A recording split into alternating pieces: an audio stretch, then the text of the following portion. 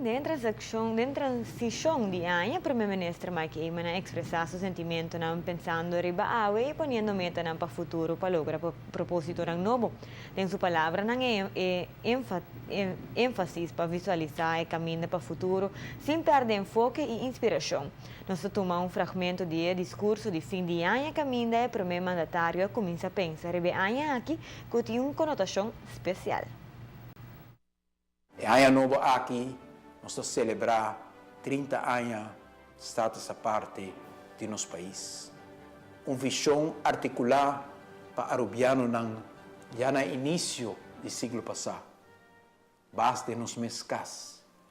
Aruba portava de chiquito de tamanho, mas nos visão para Barranca aqui nunca agora limitar no seu tamanho.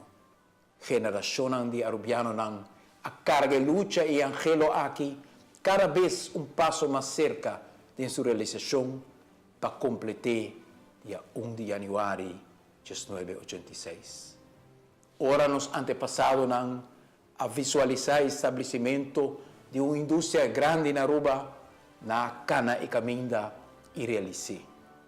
Ora, nos maior a visualizar a construção de um primeiro hotel na Aruba e a necessidade para conscientização de identidade urbana na cana e caminda e na realização. Ora, nosso irmão grande a visualizar a caminda para resgatar a Aruba fora sua pior crise com expansão impressionante de nossa indústria turística na cana e caminda e na realização. Onde está aqui fragmento mais do discurso de fim de ano do primeiro-ministro Eyman.